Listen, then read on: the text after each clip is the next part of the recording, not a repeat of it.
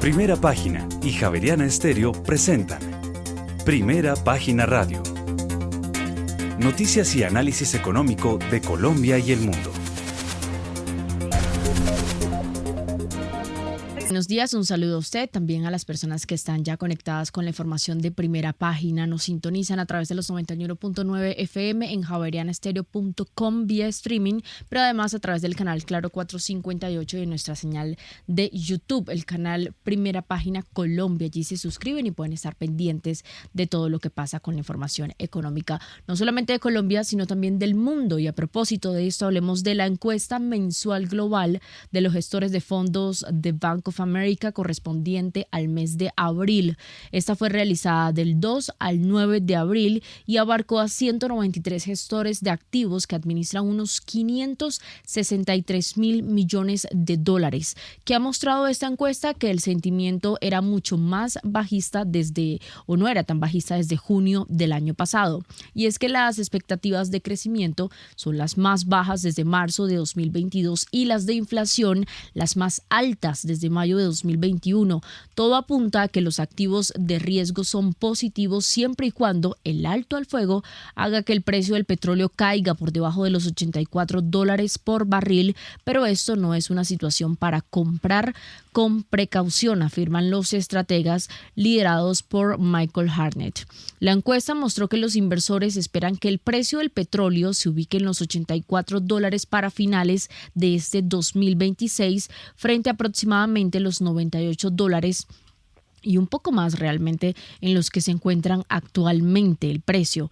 El ejército de Estados Unidos, recordemos, ha iniciado un bloqueo de los puertos iraníes, lo que ha enfurecido a Teherán y ha aumentado aún más la incertidumbre en torno al punto estratégico que ha generado también gran preocupación, y es el estrecho de Hormuz. Aunque los datos de transporte marítimo mostraron que un petróleo chino sancionado por Estados Unidos un petrolero transitó por la vía marítima este martes. Trump ha declarado que Washington va a bloquear entonces los buques iraníes y cualquier barco que pague los peajes exigidos por Teherán, además de buques iraníes de ataque rápido que se acerquen a este punto del bloqueo serán eliminados. Eso es parte de lo que ha dicho Estados Unidos y lo que ahora concentra un poco las tensiones, aunque lo que dicen oficialmente es que los diálogos se mantienen. Los precios del petróleo caen, ya que la expectativa de un mayor diálogo para poder poner fin a toda esta guerra están superando la preocupación por las interrupciones del suministro. Y es que a propósito de esta reciente situación, estamos hablando que los precios actualmente se encuentran por debajo de los $100, que el precio, la cotización del barril de petróleo se encuentra por debajo de los $100, ubicándose en $99.19. Es esta entonces la situación con la que iniciamos esta primera parte, siguiendo todo el minuto a minuto, los detalles, los nuevos avances, los pormenores que se van registrando desde Medio Oriente con esta situación. Y a propósito, vamos con nuestros aliados de Radio Francia Internacional, porque vamos a ir más adelante con nuestros aliados de Radio Francia Internacional. Mientras tanto, saludo por acá a don Andrés Moreno, nuestro analista bursátil, trader de la Bolsa de Valores de Colombia, que ya nos acompaña a esta hora. Gracias, Andrés, por estar con nosotros.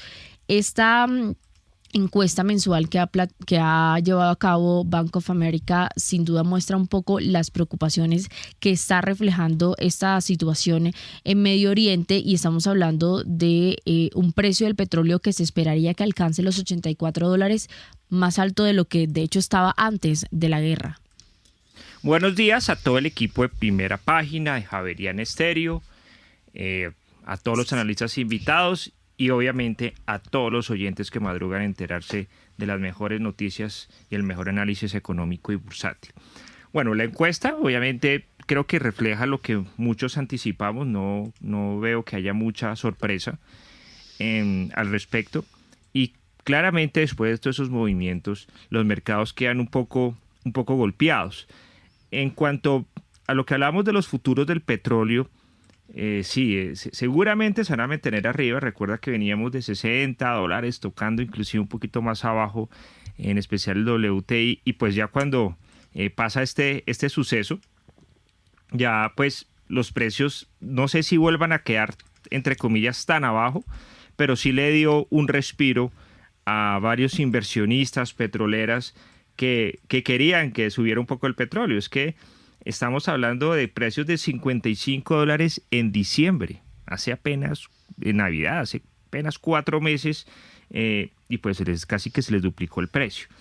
Seguramente un precio de equilibrio va a estar más sobre los $80 quizás, habría que revisarlo, pero sí es cierto que los precios no van a volver tan abajo inicialmente como estaban antes, primero que todo, y segundo, nos toca estar pendientes que efectivamente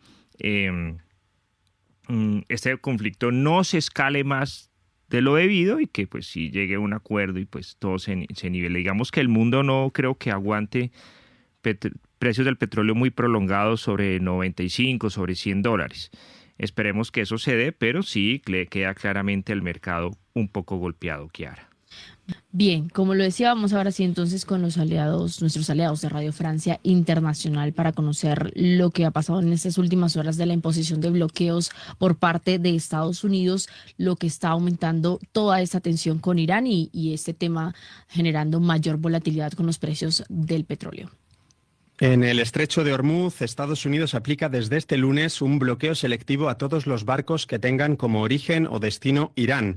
Por su parte, la República Islámica asegura mantener el control sobre el paso marítimo y amenaza con atacar puertos de la región si se producen hostilidades militares. Esto después del fracaso de las negociaciones del fin de semana en Pakistán, negociaciones que no están rotas, según Islamabad, pero en las que las posiciones están muy alejadas. Asbel López. Para Estados Unidos, la pelota está en el campo de Irán. Así lo dijo el vicepresidente Vance, quien exigió que Irán entregue a Estados Unidos el uranio enriquecido que posee. Pero Teherán rechaza esa exigencia, así como el bloqueo de sus puertos. Trump amenazó con eliminar cualquier barco iraní que intente forzar el bloqueo naval, el cual concierne el estrecho de Hormuz, por donde transita una quinta parte del petróleo mundial. Las autoridades iraníes calificaron de violación grave de su soberanía la entrada en vigor de la medida, así como de ilegal y acto de piratería. La prensa estadounidense informó de otro lado que durante las negociaciones del fin de semana Estados Unidos propuso a Irán una pausa de 20 años en el enriquecimiento de uranio y un aligeramiento de las sanciones. El anuncio del bloqueo estadounidense volvió a disparar los precios del petróleo que superaron los $100 por barril. Pero las negociaciones están solo suspendidas, no rotas, recordó Pakistán. Y los mercados no descartan un acuerdo por improbable que parezca. Las bolsas europeas, entre optimistas y expectantes, comenzaron en todo caso la jornada de este martes con cautela, con un ojo puesto en la esperanza de negociaciones en Medio Oriente.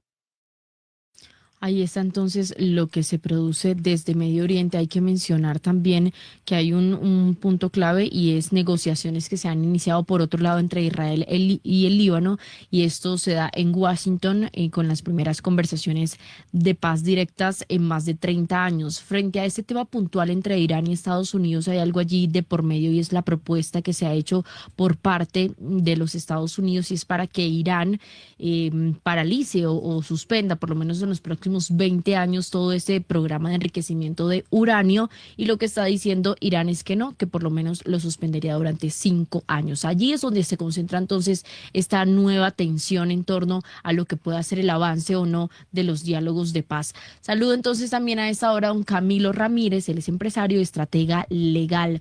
Camilo, ¿cómo ve todo esto? Y ahora a propósito de este nuevo punto tan importante, porque hablamos del petróleo por todo el tema del estrecho de Hormuz, pero también está esta situación que, digamos, generó en parte el inicio de toda esta guerra y es el tema del uranio. Camilo, está silenciado, entonces no logramos escucharlo. Muchas gracias. Kiara, buenos días. Andrés, muy buenos días. Un abrazo para todos esta mañana. Kiara, sí, nos encontramos en un momento bastante particular del conflicto porque digamos que quedó descartado ya y directamente por los mismos Estados Unidos la existencia de un proyecto real para la construcción de armas atómicas, y aunque se ha mantenido como la justificación para esta guerra, lo cierto es que cuando no existe algo de fondo que pueda ganarse en ese aspecto, la guerra realmente pierde sentido y cualquier acuerdo pues va a estar relacionado con temas que son accesorios al que dio lugar al conflicto. Y en este caso estamos viendo dos en particular. Primero, la pretensión de Israel de seguir tomando territorios en el sur del Líbano y seguir extendiéndose hacia la zona de la Franja de Gaza y Cisjordania, que son territorios que Históricamente Israel pretende reclamar como parte de los que eran anunciados en el Evangelio, en el Antiguo Testamento, como parte del Gran Israel. Y segundo, el tema del control del Estrecho de Hormuz como una llave para mantener controlado el flujo de petróleo, particularmente hacia Asia y muy especialmente hacia China, que es el principal comprador del petróleo iraní. Y la pretensión de Estados Unidos a este punto, evidentemente pasando por alto lo que dio lugar al conflicto, pues es bastante criticable y ha generado pues obviamente una reacción global negativa en el sentido de que pues Estados Unidos no puede entrar a volverse el árbitro del petróleo global, primero porque pues obviamente es una función que no tiene ninguna justificación en el derecho internacional, y segundo porque al final de cuentas lo que termina creando es un mayor beneficio para los Estados Unidos como exportador de petróleo, en la medida en que Estados Unidos, pues teniendo la llave del Estrecho de Hormuz, puede seguir suministrando petróleo al resto del mundo directamente desde los Estados Unidos en unas condiciones mucho más fácil logísticamente hablando, pero a unos precios mucho más altos en la medida en que la presión de la llave del Estrecho de Hormuz se intensifique. De modo que lo que vemos en este momento es un escalamiento que nadie desea, que no está favoreciendo particularmente a los países que son consumidores de petróleo iraní, y segundo, pues obviamente está generando una posible disrupción del orden regional en la medida en que Estados Unidos ya demostró que no tiene la capacidad para proteger los países islámicos productores de petróleo, y segundo, que Israel en este momento no tiene ninguna limitación, no hay nada que lo contenga en sus aspiraciones de ganancia territorial. De modo que estas negociaciones que se rompieron precisamente porque Israel siguió bombardeando el sur del Líbano, van a mantenerse bloqueadas en la medida que Irán sí aspira a que el cese al fuego involucre el combate que se está generando en el sur del Líbano y que puede llevar al final del día a una extensión territorial por parte de Israel, que ha sido ya tradicional en el pasado cuando se ha penetrado por parte de las fuerzas israelíes supuestamente para atacar grupos terroristas, han mantenido ahí las israelíes y posteriormente han permitido el ingreso de los colonos israelíes que finalmente terminan consolidándose como residentes en esas regiones. El tema va para largo, lamentablemente, y creo que a pesar de que se llegue a algún acuerdo, se ha afectado de tal manera la cadena logística que los efectos de la subida del petróleo pueden permanecer por lo menos durante un año. En Primera Página Radio, las bolsas del mundo. La expectativa, entre tanto, es que se pueda llegar a un tipo de acuerdo en medio de todo esto. Así que conozcamos cómo se están comportando los mercados a nivel internacional y empecemos con Asia, donde la bolsa de Tokio cerró con una ganancia este martes por nuevas negociaciones entre Irán y Estados Unidos. Registran además el resto de bolsas en Asia fuertes caídas impulsadas por las ganancias de las acciones tecnológicas y de semiconductores, mientras que los inversores están asimilando los datos comerciales de China, que salieron, por cierto, inferiores a lo que se estaba esperando.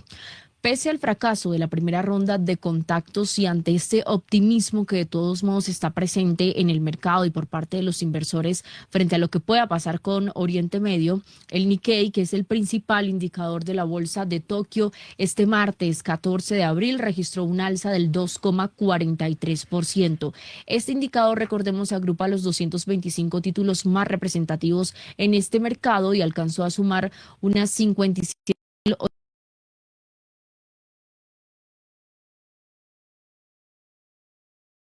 firmas de mayor capitalización logró un crecimiento del 0,87%, mientras que la bolsa de Shanghai ganó el martes hoy un 0,95% y el parque de Shenzhen alcanzó una subida del 1,61%.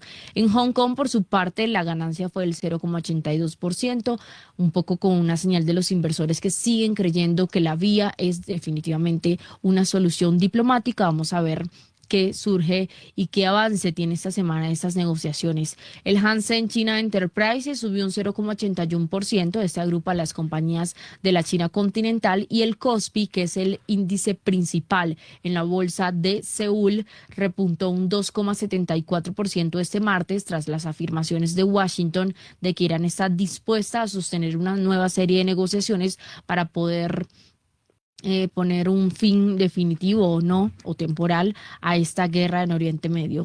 El Kosdaq, índice de valores que agrupa a las empresas tecnológicas y de mediana capitalización, también alcanzó una alza del 2%, mientras que el índice de referencia de la bolsa de Taipei, el TAIEX, que cuenta con un fuerte componente tecnológico, ganó en este caso un 2,37% y cerró además esta jornada del martes con un nuevo máximo histórico. Estamos hablando de 36.296 unidades, lo que hace que este índice recupere de esta forma todas las pérdidas que había sufrido desde el estallido de la guerra de Estados Unidos e Israel contra Irán a finales del mes de febrero. Son los datos que se conocen a esta hora por parte de Asia, donde se está dando este comportamiento en las últimas horas. A propósito, estamos precisamente pendientes de los datos económicos que se conozcan de Asia durante esta jornada. Pero pasemos entre tanto a Europa, donde los negociadores de Estados Unidos e Irán están pues regresando a Islamabad esta semana, y esto es lo que concentra en parte la atención. Datos económicos: las ventas minoristas del Reino Unido alcanzaron un aumento del 3,6% interanual en marzo, y esto es una aceleración del 1,1% teniendo en cuenta el último mes o el mismo mes del año pasado, y superando además el promedio de los 12 meses, que fue del 2,6%, según los datos que se han dado a conocer en las últimas horas, y que cubren entonces el periodo del 1 de marzo al 4 de abril. Gracias también a la moderada caída de los precios del petróleo y a todo este optimismo por las negociaciones, están las bolsas registrando ganancias en Europa durante esta jornada del martes. Un funcionario de Estados Unidos citado por Reuters sugirió que se había producido un avance en las conversaciones, y esto entonces concentra gran parte de la atención. La libra esterlina está ganando frente al dólar un 0,2%. El dólar se intercambia entonces a 1,35 unidades, mientras que el dólar contra el euro está alcanzando un 0,28% y el cambio es de 1,17 unidades. La bolsa que más sube es la de Frankfurt, está alcanzando este martes un alza del 1,9%. Le sigue la de Madrid con el 0,78%, mientras que la bolsa de París alcanzó un 0,63% al alza. La bolsa de Milán gana un 0,49%, y si revisamos Londres, tenemos que la subida este 14 de abril es del 0,42%.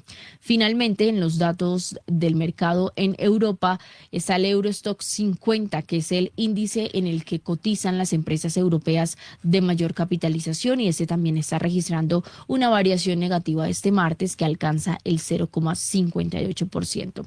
Andrés Moreno, para esta semana, Asia y Europa, comportamientos que usted está evidenciando allí en el mercado. Todo indica, y es de manera increíble, no es algo que uno diga, ay, es lógico, el que lo diga es falso, que se van a pegar de nuevo a máximos históricos todas las bolsas del mundo, anticipando que no sé si un acuerdo con Irán o no sé si una reducción de tasas de interés de pronto alguna este año, pero miramos los índices FTSE, Alemania, Francia, España. Claro, tuvieron una natural corrección, incluyendo Japón, Tokio, pero van impulsados a sus nuevos máximos. Es muy posible que veamos máximos si sigue, digamos, la tregua entre Irán y Estados Unidos, lo cual nos deja la enseñanza que cuando los mercados caen, aproveche y compre, porque todavía está muy extendida, digamos, el alza, y los precios de las acciones pueden mantenerse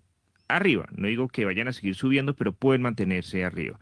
Entonces es muy probable que con esa tendencia volvamos a ver máximos en todas las bolsas del mundo, inclusive Asia. Inclusive Asia y Japón, porque la corrección, claro, se dio, pero tampoco fue una corrección así tan brava, y la recuperación ahí va. Entonces, y es increíble en un escenario donde las tasas de interés, pues, inclusive algunos han amenazado con posiblemente subirlas. De pronto hay una esperanza muy puntual en que el tema del petróleo va a corregirse. Ya vemos que no siguió de largo, que ya está quieto y que pues la inflación definitivamente se va a seguir controlando. Toca seguir esperando, obviamente, noticias empresariales que están ya en esta semana en todo el mundo. Pero los mercados bursátiles con fuerza, por eso las caídas tienen que ser aprovechadas para comprar.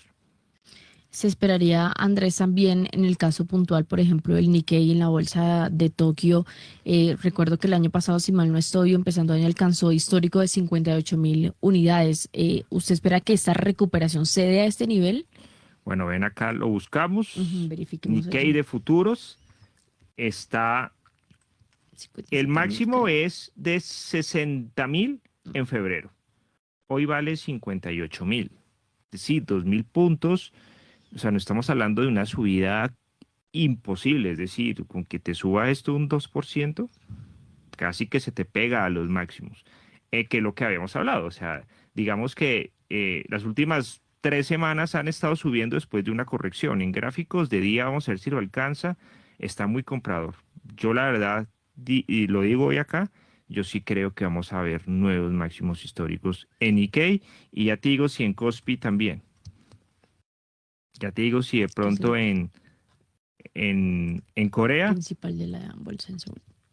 yo creo que también va para allá. Es decir, sí, está súper impulsado el mercado y ya lo va a tocar. O sea, es que no es tampoco, es que Andrés sí sabe, ¿no? Es que está ahí al lado. O sea, eso es mejor dicho otro día de su vida y toca el máximo. Este optimismo que estamos viendo y que lo referenciamos en cuanto a lo que pueda pasar y a que finalmente se logre una solución en Medio Oriente, ¿bastaría para tener este comportamiento o estamos hablando de que hay otros factores que se deben tener en cuenta que estén impulsando el comportamiento de las bolsas para que logren nuevamente estos máximos? No, no, normalmente hay varios factores, Ujú. Kiara, digamos, también el resultado de las compañías nos ayuda a que estén al alza. Ya está entrando, por ejemplo, Alemania a una zona que quién sabe si la rompa, muy cerca de sus máximos. Londres, yo sí creo que en el mediano plazo va a superar los 10.800 puntos. Y en Francia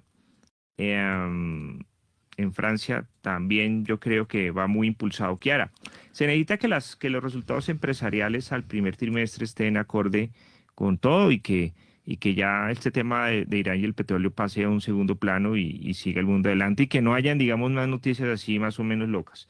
Que no se Pero desate un nuevo un nuevo episodio episodio. global. Pero la caída en marzo fue dura en los mercados europeos, ya vamos a hablar de Estados Unidos, y la recuperación ya va en un 70%, o sea, desde máximos y la caída, ya el mercado se recuperó un 70%. Nos falta solo un pedazo pequeño para llegar a máximos de nuevo. Muy bien, son las 6 de la mañana, 34 minutos y de Asia y Europa pasemos a Latinoamérica. Las bolsas latinoamericanas en Primera Página Radio. Tenemos en cuanto al comportamiento registrado en las últimas horas en Estados Unidos, el Nasdaq, que es el índice de alto valor tecnológico, cerró con un aumento del 1,23% al alza, seguido por el Standard & Poor's 500 que alcanzó el 1,2% y tenemos finalmente que el Dow Jones también aumentó un 0,63%, esto logrando entonces revertir las pérdidas con las que había terminado en la última semana y todo esto ante las movidas que está teniendo la situación en Medio Oriente, que cada día hay una nueva actualización sobre este tema. Ahora, en Latinoamérica el comportamiento de cierre de inicio de semana en el caso de Buenos Aires fue de una caída del 0,23% para el índice de el Standard & Poor's, el Merval. Tenemos el Ibovespa de Sao Paulo que alcanzó una ganancia del 0,34%, mientras que el Standard & Poor's de la Bolsa de Valores de México retrocedió un 0,41%. En Colombia el alza fue del 1,98% para el MSCI Colcap de la Bolsa de Valores aquí en nuestro país, mientras que en Chile también se registró un avance del 0,51% para el IPSA, y finalmente encontramos que el índice bursátil de la Bolsa de Valores de Lima, que recordemos es el MSCI NUAM de Perú, alcanzó también una subida del 1,18%. Y a propósito de Latinoamérica y de este comportamiento allí de cerca, hagamos como siempre, Andrés, este balance de acuerdo con el último año, comparando lo mismo que se registró el año pasado. La región igual, algunos apocalípticos como siempre diciendo que ya se acabó el ciclo de los emergentes, no es así. Recuerden que en redes sociales, TikTok, Instagram, YouTube, sale mucha gente buscando seguidores y buscando visualizaciones, hablando siempre del apocalipsis. Siempre que usted hable del apocalipsis, le va a ir muy bien en redes sociales, y tengan mucho cuidado con ese exceso de miedo y de pánico, tanto en temas bursátiles como políticos. Los ciclos se demoran mucho más tiempo. En promedio, las bolsas de Latinoamérica últimos 12 meses, si revisamos 13 de abril 2025 contra 13 de abril 2026, van subiendo más de 50%. O sea, creo que es de las mejores inversiones del planeta lo que ha pasado en los emergentes. La Bolsa de Perú supera 100% de rentabilidad últimos 12 meses. Brasil, 55% y tocando máximos. Colombia sube 50,33% últimos 12 meses, a pesar de todo lo que ha pasado. Chile sube 49%, México sube 35% y Argentina 33%. ¿Se puede mantener esto? Sí, porque aún Colombia, digamos, es de los más rezagados, y lo que vemos es que pues las materias primas se mantienen arriba, y pues Brasil, que es que lidera, digamos, en temas bursátiles la región, en temas bursátiles a la región, se mantienen máximos históricos. Y yo pienso que en Colombia por lo menos, y en varios países en Latinoamérica, de pronto Perú ya un poco más arriba, tenemos tasas de interés mucho más altas frente a los países desarrollados y mercados accionarios con capacidad de seguir subiendo. Lo de Colombia es impresionante, que también hablaremos de ellos más adelante. Pero la región espectacular, claro, todo corrigió un poquito con lo que pasó con el petróleo, con Irán, y más faltaba, pero pues también acá varias compañías han estado subiendo como Ecopetrol a raíz del conflicto. Entonces, muy bien los que siguen exponiéndose a los mercados latinoamericanos en Colombia. Esperemos que también Colcap llegue de nuevo al máximo histórico que tuvo en enero de 2026. Obviamente, pues de pronto se nos demoramos un poquito mientras pasamos este escenario político, pero yo creo que viene obviamente un cambio en la tendencia regional. Ustedes han visto que toda la región tiene un ciclo político nuevo. Lo tendrá Brasil en el segundo semestre, ya lo tuvo Perú, Venezuela y Cuba después de décadas y décadas de dictadura izquierdista. Ya se va a pasar otra vez a una democracia. Argentina, Chile, Bolivia, Uruguay, y bueno, Estados Unidos, y pues Colombia también. Yo pienso que se va a pegar a ese ciclo, y pues tendremos seguramente un mercado accionario en nuevos máximos. Muy bien, usted mencionaba el tema de Perú, que están precisamente en el proceso de las elecciones y está avanzando un lento escrutinio que todavía no llega al 100%, así que vamos con nuestros aliados de Radio Francia Internacional para conocer cómo avanza todo esto, pero definitivamente quien está encabezando para la segunda vuelta es Keiko Fujimori. Seguimos a la espera de los resultados de las elecciones en Perú. El escrutinio alcanza ya cerca del 70% de los votos. Keiko Fujimori, hija del expresidente Alberto Fujimori, llegaría en primera posición a la segunda vuelta, que tendrá lugar el 7 de junio, pero donde hay más incertidumbre es en quién será el candidato que ocupará esa segunda posición. De momento sería el exalcalde de Lima, Rafael López Aliaga, pero esto podría cambiar en las próximas horas. Y esto en medio de la polémica por problemas en los centros de votación que produjeron retrasos y dejaron a decenas de miles de personas sin poder votar el domingo y tuvieron que hacerlo el lunes. Una cuestión en la que ha profundizado Carlos Pizarro. En su página web se presentan como una empresa que prioriza la puntualidad. Nos referimos a Galaga, la compañía que retrasó material electoral y acumula más de 36 millones de dólares en contratos con el Estado peruano. Hasta ayer casi nadie conocía a la empresa Galaga, lo que ahora todos la conocen porque ha sido responsable de un tremendo escándalo que ha malogrado esta elección, la ha ensuciado. No en el fondo porque los votos involucrados con las demoras pues no llegan a ser tan grandes, pero sí deja una sensación muy mala y en un contexto de poca confianza en las instituciones en el Perú, simplemente simplemente degrada más la percepción de confianza de la ciudadanía sobre las autoridades electorales. Son palabras del analista peruano Augusto Álvarez Rodríguez. La Oficina Nacional de Procesos Electorales responsabilizó del retraso electoral directamente a Servicios Generales Gálaga, pero lo más rocambolesco de todo esto es que la OMPE volvió a adjudicar a esta firma el contrato para transporte del material electoral tras haberla penalizado hasta en 3 ocasiones por incumplimientos en servicios similares. Me aventuro a responder, como a veces se dice acá en el Perú, cosas del Orinoco que tú no sabes ni yo tampoco, pero no hay una explicación muy racional para eso. Si ya había actuado mal, ¿para qué la vuelven a contratar? Es algo que las investigaciones que se están desarrollando en ese momento lo van a dilucidar. Es cierto que el retraso de estos votos no será determinante para el cómputo general del escrutinio, pero podría ser utilizado por cualquier candidato o partido político como denuncia ante un posible fraude electoral.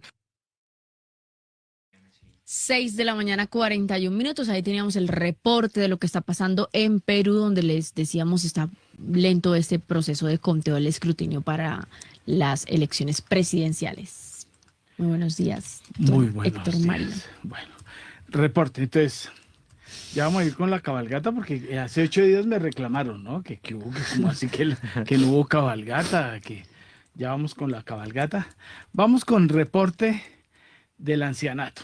Entonces, que va a ser conectado con el otro ancianato del fútbol. Bueno, ancianato. Acaban de pasar por mis, obviamente yo no estaba ahí porque empiezan a las 6 supuestamente a dispensar medicamentos y no había. No. Entonces, ¿qué no había? Saxenda, rosuvastatina más ezetimiba, metoprolol, ácido acetil salicílico. Bueno, falta la pastillita azul, que esa es la vitamina D. Y si es mal pensada, si de aquí era la cara que hace. ¿Lo del Viagra? Sí, lo de la pastillita azul. Ah, Bueno, no. pues ahí está, no había. No me volvieron a dispensar. Entonces, ¿quién fue el que nombraron? ¿Ospina? No, ¿Al sí, exalcalde de no, Cali? No, Jorge esto es- Iván Ospina. Sí, Jorge Iván. No, esto es mucho desastre. Bueno, ahí está. No entregaron medicamentos. Entonces ahí voy siguiendo en la lista. Y pues ya, ¿cómo será que no se hace la fila normal de solicitud de medicamentos, sino los que están represados, ¿no? No, Entonces, no. los de los meses anteriores son 2 o 3 formulaciones. Y acuérdese que a la tercera le dicen, ya perdió su oportunidad, esa fórmula venció. Venció, Entonces, claro. a comprar agujitas, a comprar las famosas pastas o medicamentos, como se llaman. Entonces, ahí está el reporte de la nueva EPS, con esta gloriosa llegada de un señor con 2 investigaciones gigantes por contratos sin cumplimiento de los términos en la alcaldía. Bueno, estos son los prohombres de este gobierno. Bueno, pero ahora que estaba oyendo este reporte de Perú, ¿cuántos lleva en 10 años? 4 presidentes. Y ahora la gran ganadora es Keiko Fujimori. No.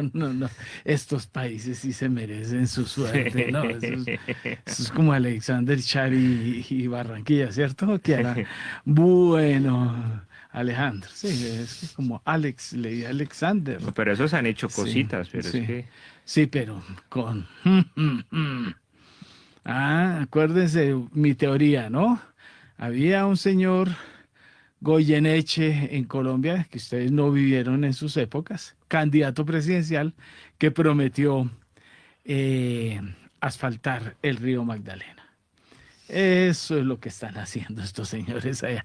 Llenaron todas las esquinas del río Magdalena, que eran unos desechos de cemento.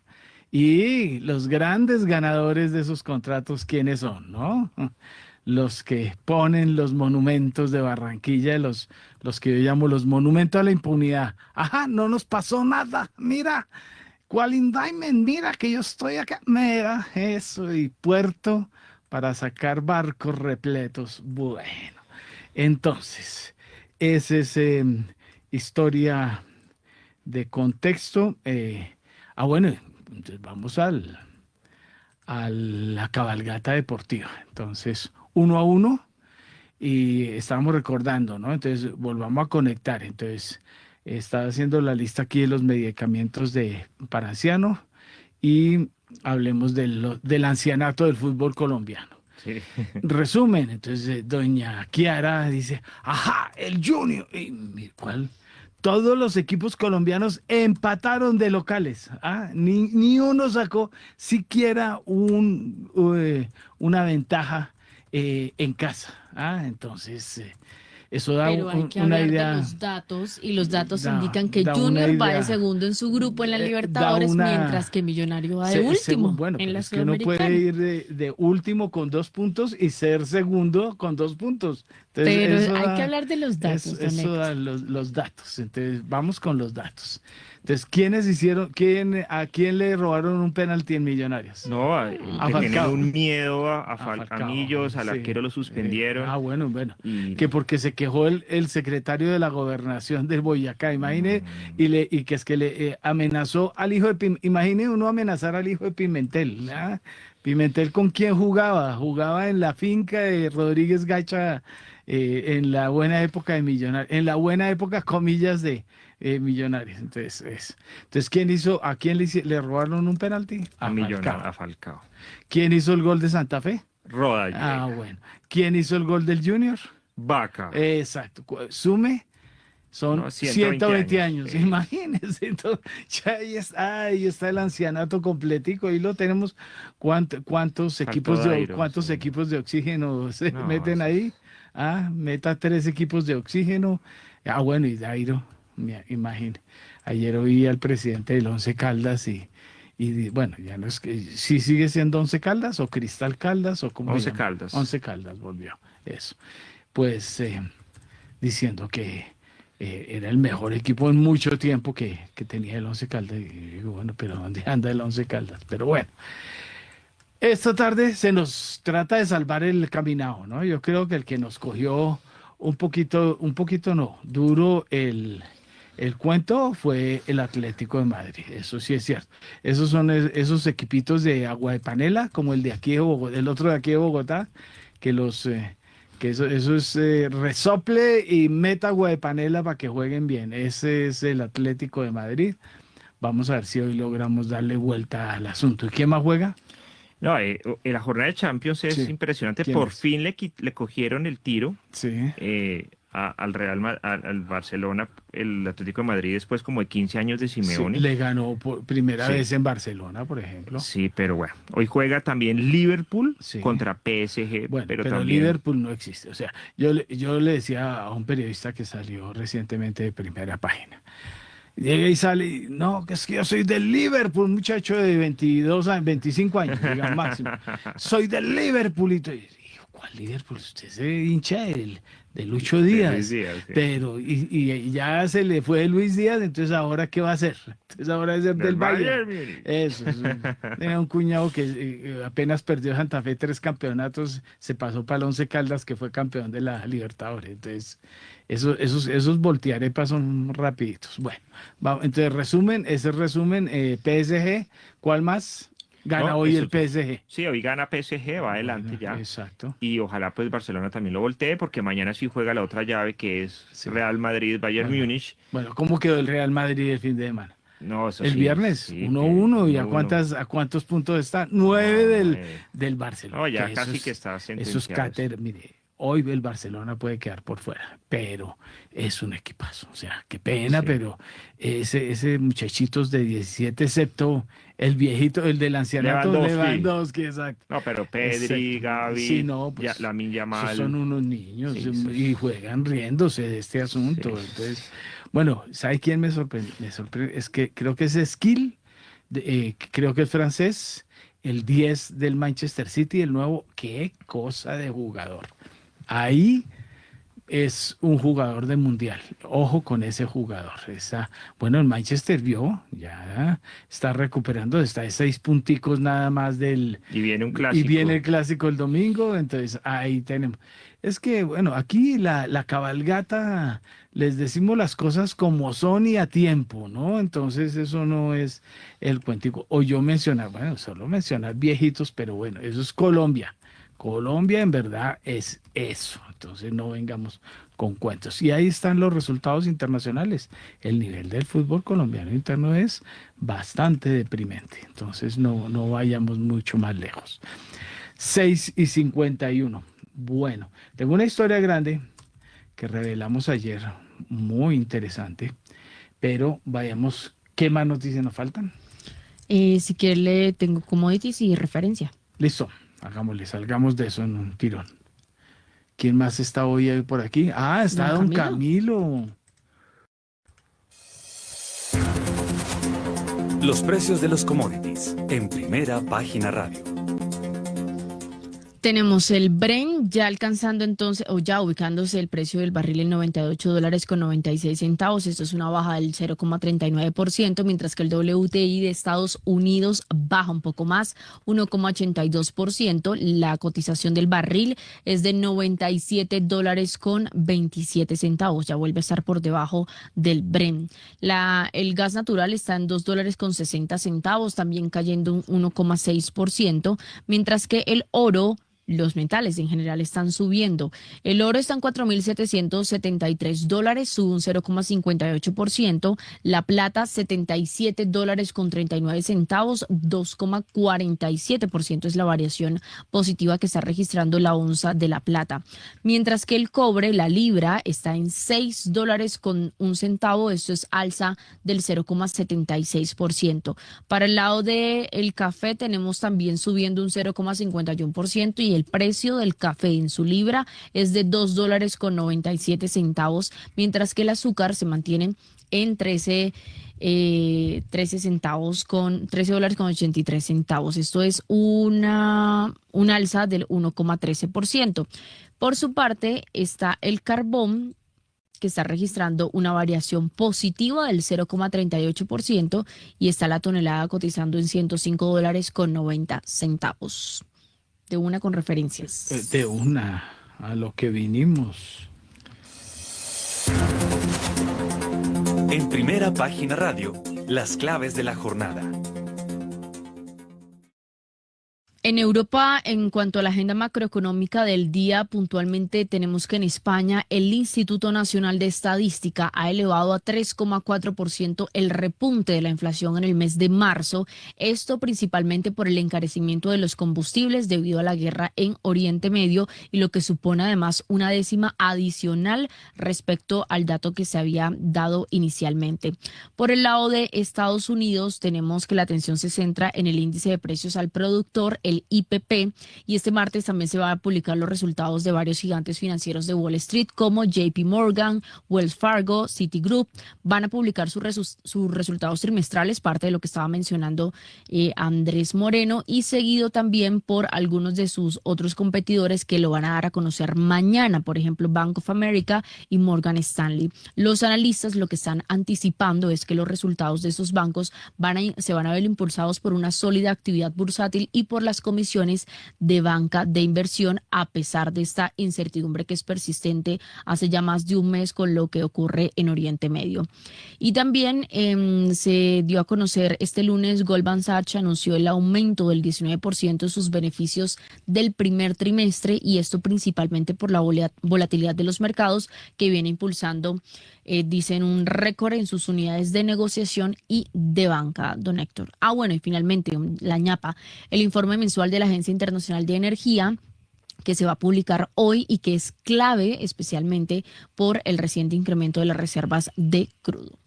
La Agencia Internacional de Energía reveló ayer que están perdiendo 13 millones de barriles diarios por este lío. Entonces, 3.000, sí. Exactamente. Bueno, entonces, voy a aprovechar estos 5 minutos y si no me alcanza, pues vuelvo a las 7:10. Pero es que hay que contar esta historia porque es muy preocupante. Como les conté, 2009 ya es hace cuántos años, que a mí ya la calculadora se me fue. 2009. Hace 17 años. 17 años. 17 años, imagínense, 17 años. En septiembre recibí una citación a ir a la fiscalía. porque me estaban demandando por injuria y calumnia, ¿sí? Entonces, yo acababa de publicar lo que se trató la primera investigación sobre Pacífico Rubiales, y era una demanda internacional por más de 200 millones de dólares contra todos los accionistas ejecutivos directivos de Pacific Blue, exactamente, que es la matriz, el holding inversor que ha habido detrás de esto. Aunque es alimentado por otro señor que ha escapado mucho a los nombres, ha ganado más por popularidad el nombre de Serafino Diacono, el italiano, pero hay otro que es el señor Frank Giustra, canadiense, que es el que está detrás proporcionando el dinero, ¿no? El dinero. Bueno, pues en esta demanda se daban todos los detalles de cómo habían saqueado una empresa. Se llama Colcorp, una carbonífera con vastas extensiones mineras en el norte colombiano. Y un nuevo dueño, Vladimir Yorich, un ruso, un magnate ruso, había comprado la empresa cuando se dio cuenta que le habían entregado el coco, ¿no? Llegó, nada, no había plata, no había yate, no había nada, todo lo que habían comprado con el dinero de la compañía. Dijo, ¿cómo así? Ese yate por muchos años se volvió popular, y puede que algunos que me oigan acá sabrán. Se llama Orinoquia porque aún existe el yate. Estaba en el puerto de Cartagena y ahí hacían populares paseos, como se acuerda el famoso yate de Dragacol.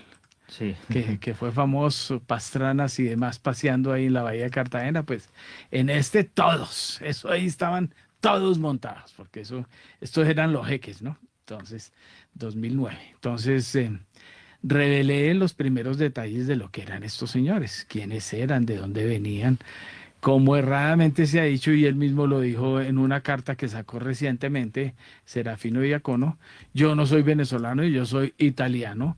Pues ahora es italiano, pero él ha sido venezolano, es colombiano, porque también tiene la nacionalidad, como la tienen, y se las dio Álvaro Uribe a todos estos jeques, no digamos magnates, jeques petroleros. Ahí sacamos incluso la nota con uno de los jeques de Arabia Saudita ayer. Pues este jeque me demandó por injuria y calumnia, porque en la demanda, que yo lo que hice fue, nosotros somos mensajeros, yo soy un picho mensajero, un mínimo mensajero como periodista. Entonces, lo que hice fue tomar la demanda ante la justicia de Ontario y revelé de dónde habían salido, quiénes eran. La lista de ahí eran casi entre 8 y 12 ejecutivos y demandados, 200 y pico millones que después les tocó arreglar. Y pues contaban toda la historia de cómo habían comprado por ejemplo, los terrenos de Puerto Bahía. Puerto Bahía, hoy pegada a Reficar. Entre las dos parecen hermanas siniestras, ¿no? Eso parece prostíbulo de pueblo en esa esquina. Puerto Bahía eran tierras del Turco Ilzaca, conectado con los paramilitares, conectado con Petro. ¿Acuerda el niño Petro? Nicolás, Nicky. ¿Con quién se hablaba? Pero como yo no lo crié, pero él le pidió plata a Ilzaca para la campaña. Y el Turco Ilzaca, pues muy metido en todos los escándalos. El hombre Malboro también ha llegado a él y cosas como esas. Bueno, Puerto Bahía y Reficar, 8 billones de dólares, ¿no? 8 billones. Entonces sume esas dos. Bueno, entonces contaba, ¿las 7? Las 7, no, pero es que no me dejan. Yo apenas estaba empezando, no me dejan. Es que, ¿dónde está la libertad de expresión?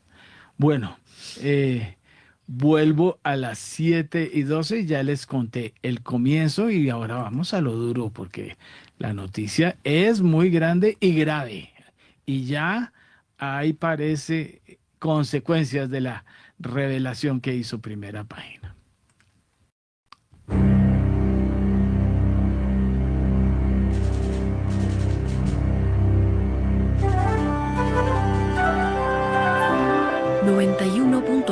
Javeriana Estéreo, Bogotá. HJKZ. sin fronteras.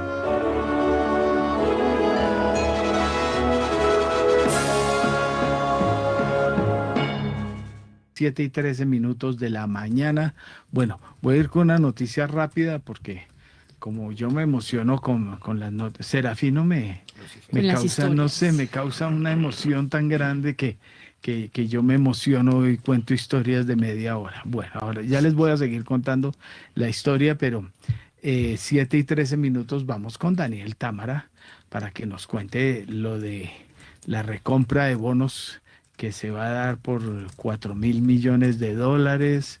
Va a haber más detalles en las próximas horas, pero Daniel Támara anticipó más o menos cómo quedaría el panorama de los bonos circulantes y demás. Daniel, adelante con su historia. Así es, Héctor Mario, buenos días para usted, para todos los oyentes. Efectivamente, Colombia se lanza una nueva recompra de bonos. Ahora sí, eso, ahora sí. Pues veo la imagen, pero bueno. Efectivamente, Héctor Mario, entonces Colombia se lanza una nueva recompra de bonos globales consistente en que va a sacar algunas o va a reducir el saldo en circulación de los bonos externos en dólares, tal y como lo hizo en algunas oportunidades el año pasado. El monto máximo, como se dijo, es de 4.000 millones de dólares, es lo que espera el gobierno poder recoger en esta recompra de bonos externos. Recordemos que viene de la semana pasada de hacer una recompra de bonos locales que no le salió como esperaba, estuvo por debajo de sus expectativas. El gobierno aspiraba a recomprar cerca de 10 billones de pesos y de hecho puso un techo de 20 billones de pesos, pero terminó recomprando solamente 5,4 billones de pesos.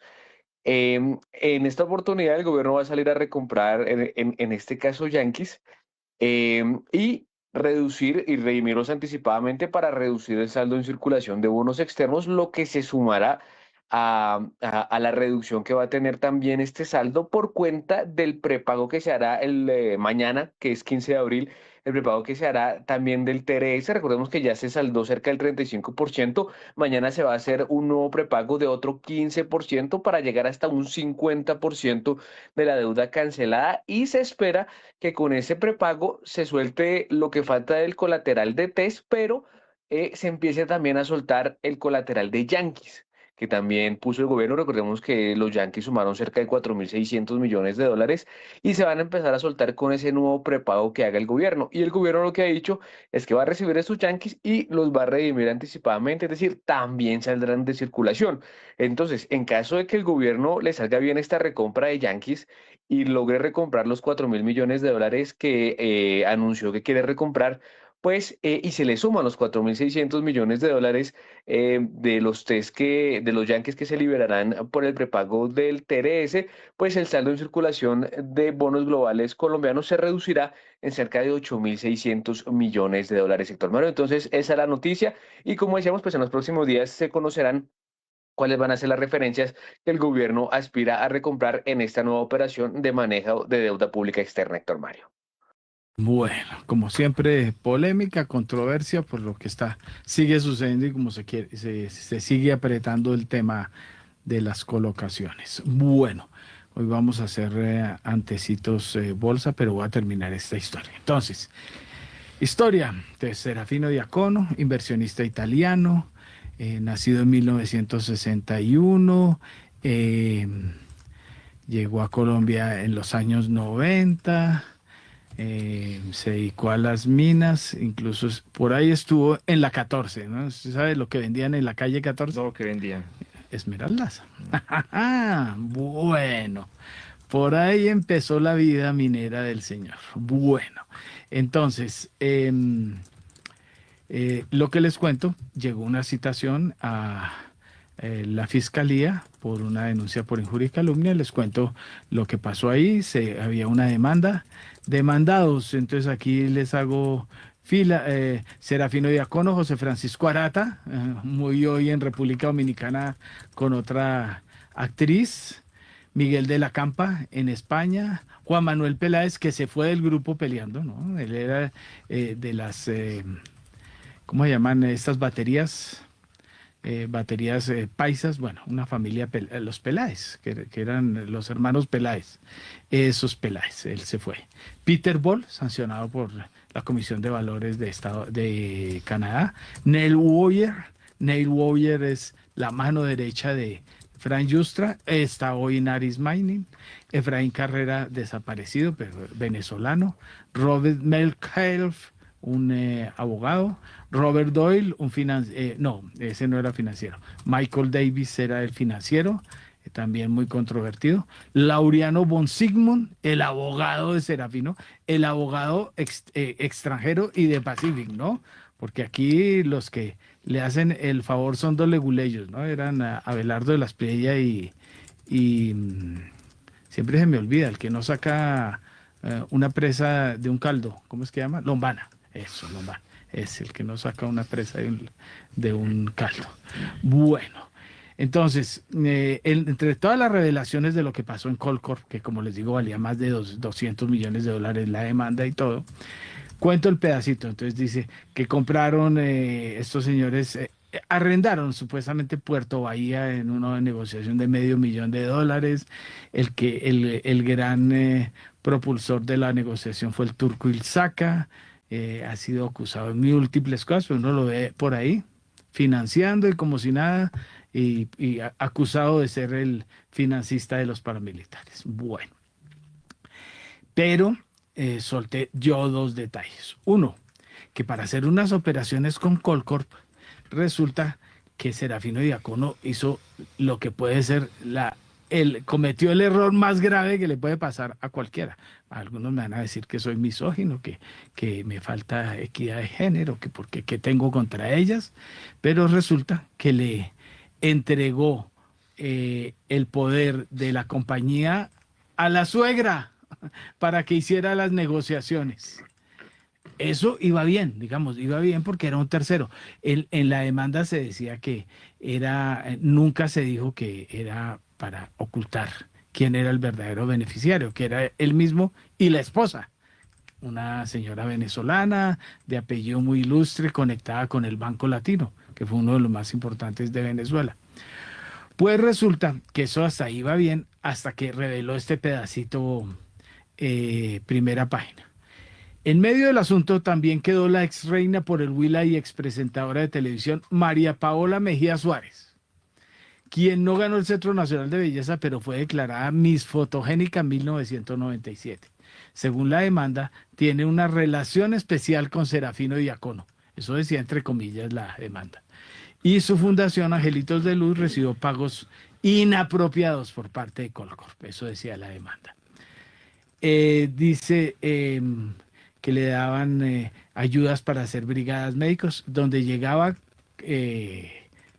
Pacífica a hacer una inversión, a abrir un pozo de esos, llegaba Angelitos de Luz a hacer brigadas médicas, a prestar servicios de odontología y demás. Luego dice, se sostiene que parte de los ingresos se fueron a que ella pudiera a sacar una línea de vestidos de baño marca Webby. Recibió donaciones por $300,000 no autorizadas de la Junta Directiva. Y no hay evidencia de que Colpar haya hecho ningún esfuerzo para obtener deducciones fiscales en Colombia. Ahí está todo el larguero de cosas. Está la relación, le pagaba los cursitos de inglés, los de conducción, los de muchas cosas más.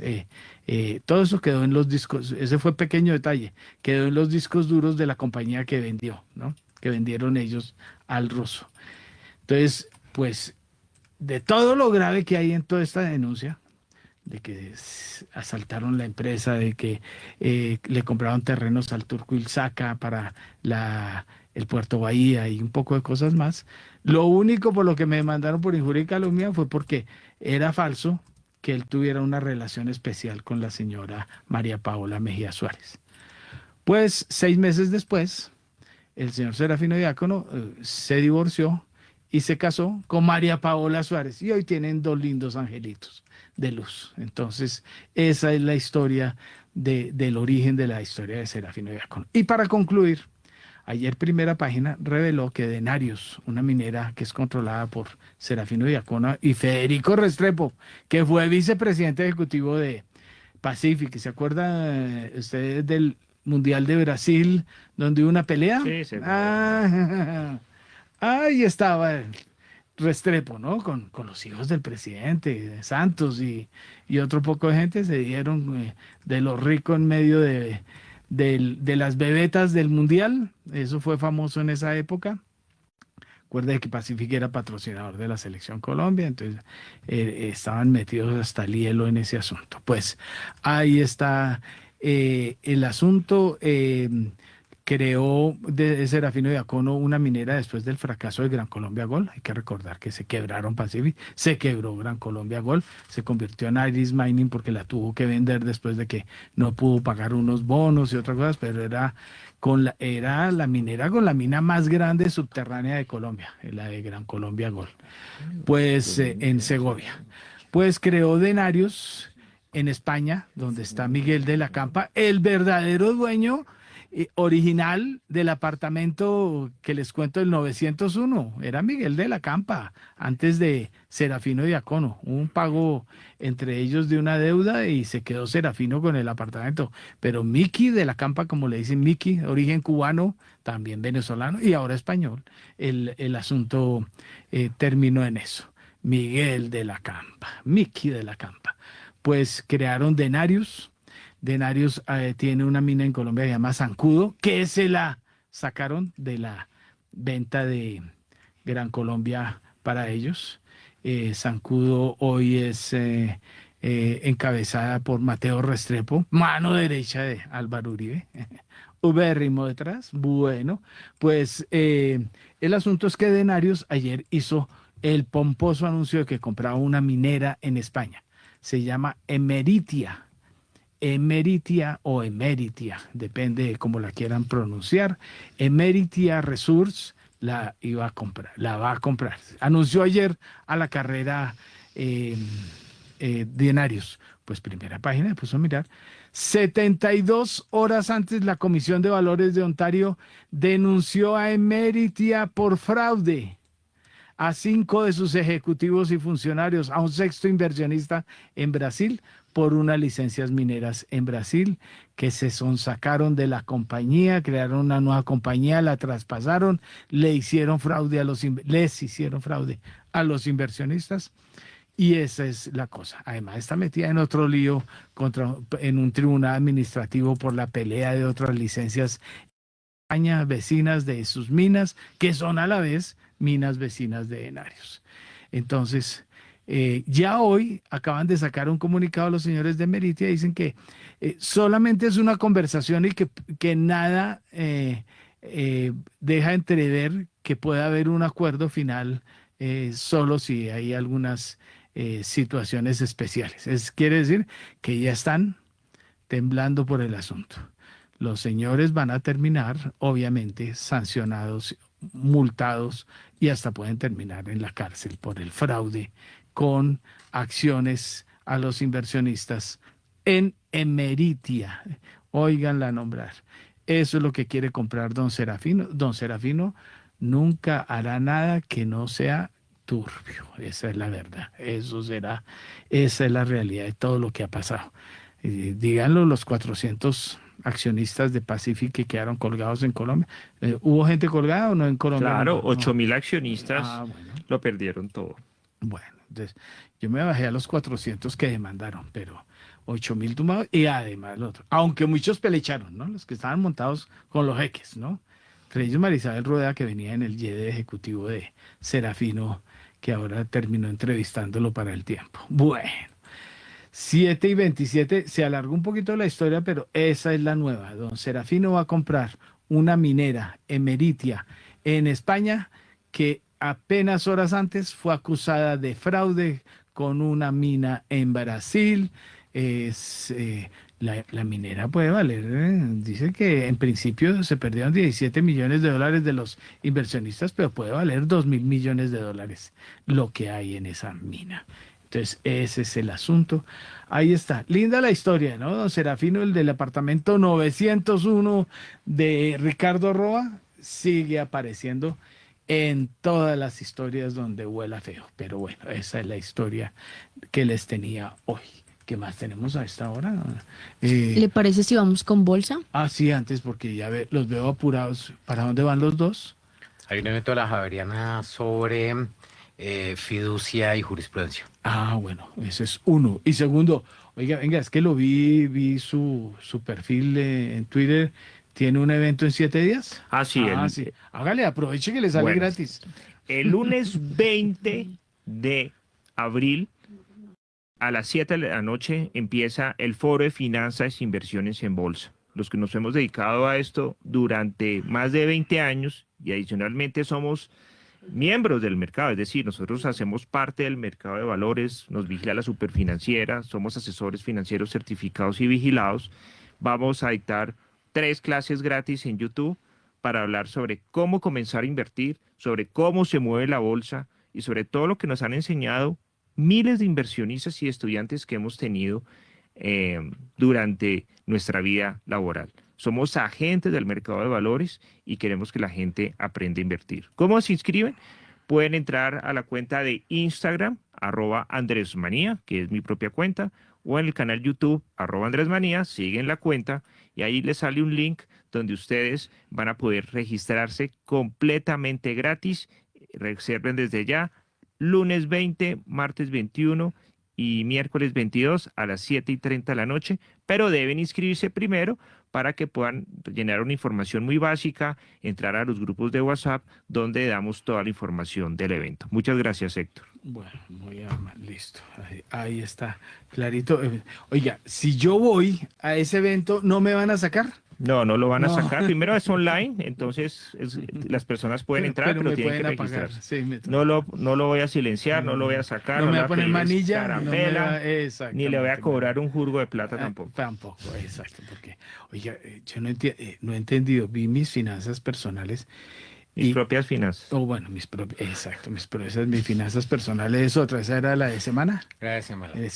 Todo es la de semana. Bueno, el asunto es que entré a mis propias finanzas y pues ahí, acuerda que eso se volvió el negocio, ¿no? Entonces lo que yo le digo a la gente, usted tiene 5 milloncitos, quiere que lo asesoren cómo invertir su platica y que le vaya bien y ya no sé qué, pero van y le piden la suscripción, van y le piden comprar el libro, van y la charla de tanto y la ya no sé qué, y los 5 milloncitos cuando los va a invertir ya no los tiene porque se le fueron en eso.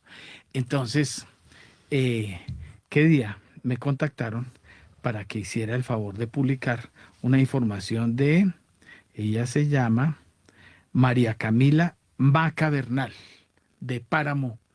Esto se llama Páramo, ¿qué? Páramo presenta. Páramo, pues los señores de Páramo fueron los que me sacaron, unos señores de negro que parecen, lo que yo dije, son guardias paranormales de los conciertos. Pues fueron los que me sacaron de la Universidad de los Andes. Entonces, que porque no tenía una manilla, después de haber tenido la boleta, de ser aliado estratégico de mis finanzas y del evento MoneyCon. Y resulta que les dije yo, y este es el momento, hoy estamos aquí. 14 de abril. 14 de abril. Van 4 meses.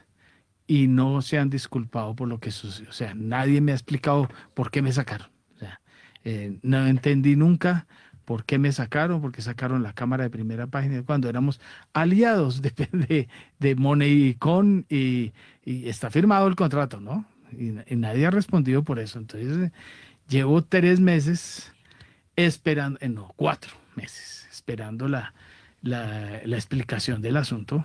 No, es que ya no sé contar. 3 meses. Febrero, marzo y abril, 3 meses. Y entonces que le haga propaganda a doña María Camila, que Páramo es lo máximo y todo. Si la señora de Páramo fue la que me sacó casi a patadas de allá, y eso fue un hecho bochornoso lo que sucedía, como si yo me estuviera robando algo. Pues así pasó. Este es el momento. Y saludo a María Camila, ¿no? Que quiere que le saque algo sobre Páramo, pues no voy a hablar sino pestes de Páramo. Esa es la verdad, lo que voy a hacer. 7:32.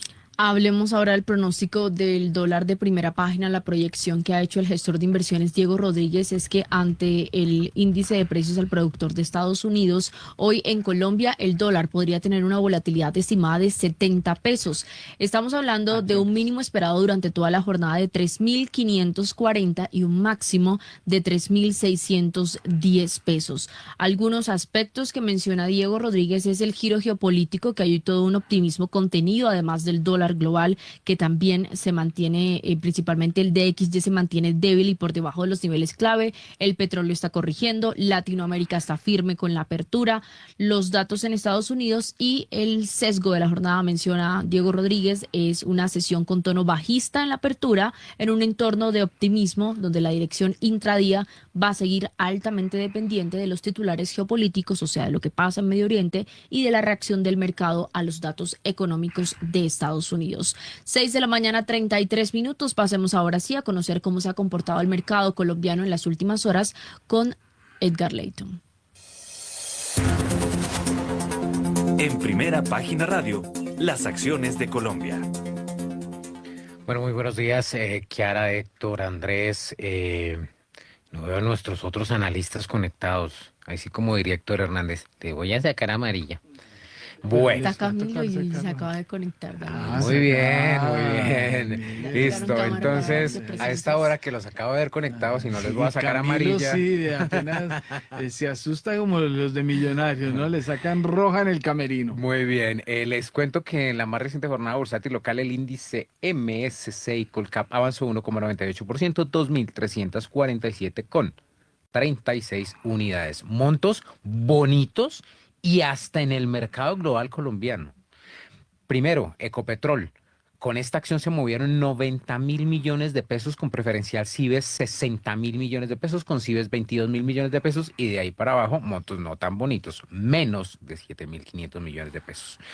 Al alza, acción de preferencial Grupo Sura 5,21%, 44.20 pesos. ISA repuntó 4,46%, 29.980 pesos. Grupo Sura 54.480 pesos, con un avance de 4,37%. En negativo, los títulos TIN 2,08%, 11.280 pesos. Pay restó 1,36% a 62.520 pesos. Y Ecopetrol menos 1,17%, pero tiene un precio relativamente interesante para los últimos meses, 2.525 pesos. En el mercado global colombiano es importante mencionar un activo que es CSPXCO, que es eso. Primero que todo, es un activo que replica la rentabilidad del índice compuesto por las 500 compañías de mayor capitalización de los Estados Unidos y movió, mire esta cifra que no se había visto en mucho tiempo, 86.537 millones de pesos solo con este título, y siguen punteando otras, pero ya con montos muy pequeños como Nu, Amazon, entre otros. 7:36 de la mañana. Su comentario, don Andrés Moreno Jaramillo. Bueno, acciones colombianas, índice Colcap se mantiene fuerte arriba, o sea, estamos hablando de una subida en el año del 13,51%.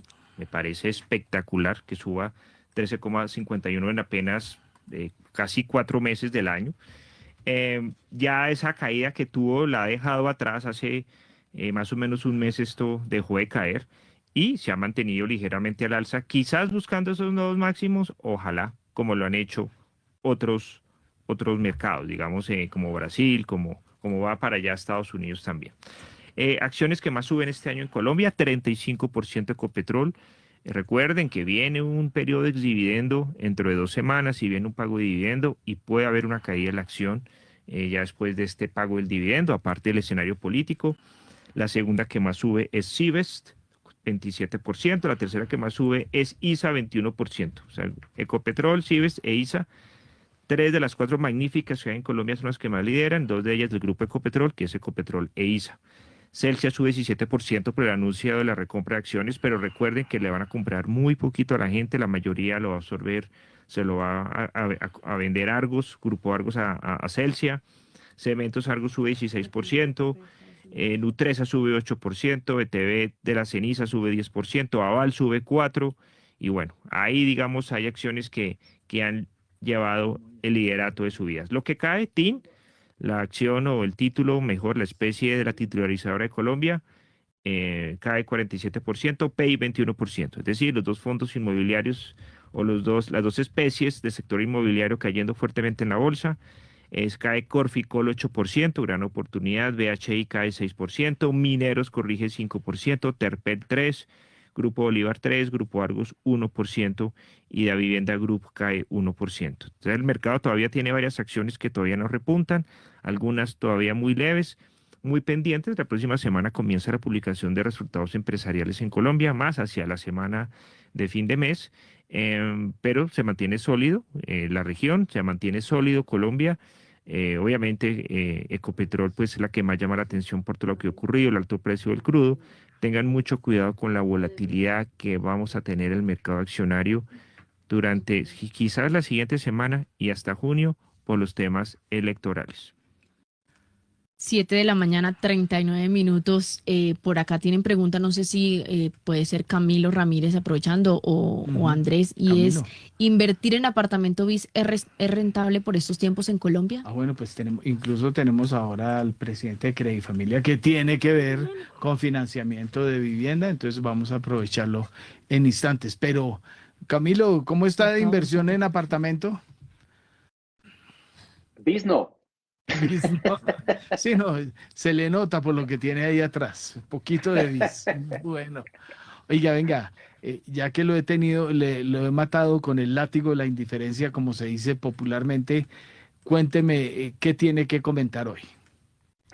Pues Héctor Mario, yo estoy sorprendido por el descaro en el que hemos caído con el tema de la institucionalidad en Colombia con este gobierno. Realmente estoy aterrado de cómo no ha pasado por el rasero del gobierno ninguna institución sin haber sido desprestigiada por cumplir con sus funciones constitucionales, y el tema del Banco de la República y lo que ustedes pasaron hace un segundo, las declaraciones del presidente Petro, es increíble, no solo porque no tienen absolutamente ningún fundamento técnico económico, sino porque claramente lo único que denota es ese sentimiento del presidente de tratar de victimizarse frente a su electorado, pasando por encima, repito, de la institucionalidad y obligación constitucional que existe de que los diferentes órganos del Estado trabajen de manera armónica y en una colaboración necesaria para cumplir con las funciones del Estado.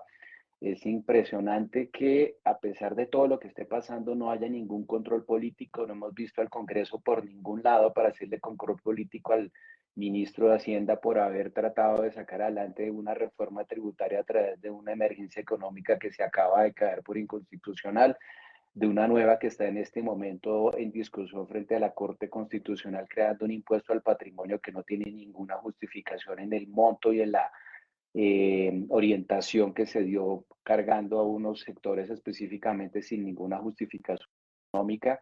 Al ministro de Salud, que ayer en la Corte Constitucional estaba quejándose de que son las EPS las culpables del deterioro del sistema de salud, y al final de cuentas estamos viviendo en una mentira absoluta creada por un gobierno que no tiene ninguna excusa diferente a la de echarle la culpa a los demás para escapar a sus propias responsabilidades no cumplidas. Creo que espero, verdad, sinceramente, que el país reflexione sobre esto y que podamos llegar a hacer una reforma real del poder en las próximas elecciones, porque lo que es perfectamente claro es que el país y la institucionalidad han aguantado estos 4 años gracias a la justicia, que es el contrapeso que realmente ha asumido la función constitucional que le corresponde, repito, no al Congreso ni a los órganos de control, y que podamos tener una nueva orientación del Estado, porque otros 4 años de lo mismo van a acabar con la economía. Es absolutamente claro que va a pasar, y yo sinceramente creo que los colombianos tienen que abrir los ojos y darse cuenta por encima de la política de que la negligencia, la falta de gobernabilidad y la falta de responsabilidad y respeto por la institucionalidad no pueden mantenerse los próximos 4 años, Héctor Mario. Oiga, don Camilo, un comentario rápido. ¿Vio anoche el Consejo de Ministros? Pues vi lo que usted me pasó hace un ratico en el programa, porque créame que yo no dispongo de muchos ánimos de ver esos consejos de ministros. Pero, ¿qué le pareció lo de las gafas? No, Mire, impresionante, o sea, yo no sabía bueno, si es era que antes o después de la rumba. Bueno, exactamente. Entonces leo aquí, hacerse el de las gafas. Es una expresión coloquial principalmente utilizada en Colombia que significa fingir demencia, ignorar una situación, hacerse el loco o el desatendido. Se usa comúnmente cuando alguien evade una responsabilidad, un compromiso o una deuda, actuando como si no supiera nada del asunto. ¿Ah? Eso no es con él, nada de lo que pasa es con él Exacto, eso no definitivamente. lo digo, o sea, eso lo dice Google, eso no es comentario editorial, Sí.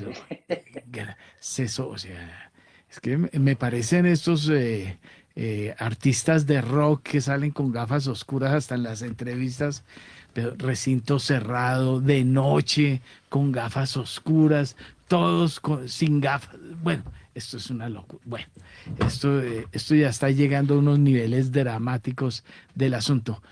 Edgar Leighton, aprovechemos sus tres noticias que me dijo que no eran sino tres porque tengo invitado a las 7 y Son muchas, 45. pero lo voy a leer tres. Tres. Odinsa reestructuró su alta gerencia, nombró nuevos vicepresidentes. Bueno, pero venga, póngame Señor. cuidado. Es que usted no me ve que no me pone cuidado. ¿Hay alta y baja gerencia en una empresa? Pues podría ser una presidencia, No, vicepresidencia. es un uso indebido. O sea, no hay alta gerencia. La gerencia. El gerente es. Subgerentes. No, pero no es gerente, es un subgerente. Por eso le ponen vice. La vicepresidenta es vicepresidenta porque no es presidenta. Lo mismo el gerente. Entonces, pero bueno, no vamos a hacer discusiones Sí, largas ya sobre el asunto, perdimos pero un minuto. eso es como playa baja y playa alta, ¿no? Entonces, bueno. Bueno, la Junta hagámosle. Directiva de Odinsa, que es una empresa de concesiones del Grupo Argos, aprobó mediante voto escrito el nombramiento de Juliana Matallana Correa como vicepresidente de Asuntos Legales e Institucionales, secretaria general y representante legal de la compañía a partir del 1 de mayo. Hay un movimiento fuerte en quienes estarán encargados de estas áreas o quienes la apoyarán. Estará Pablo Arroyave y Gustavo Ordóñez. Entre tanto, avanza el proceso de readquisición de acciones de Celsia. Será por rondas. Hay que recordar que son 150.000 millones de pesos, precio de 9.000 pesos con 9.002 pesos por acción, y estará vigente entre el 13 y el 24 de abril.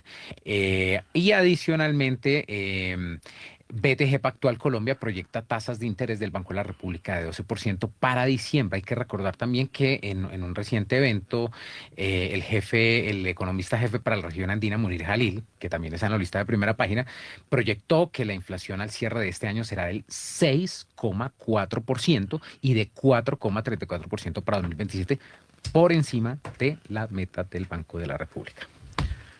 Listo, pues estamos. ¿Alguna noticia de actualización? Sí, señor. Venga, tengo ver, acá el sí. datico pendiente que ya salió el índice del precios al productor de Estados Unidos, que IPP, tuvo sí.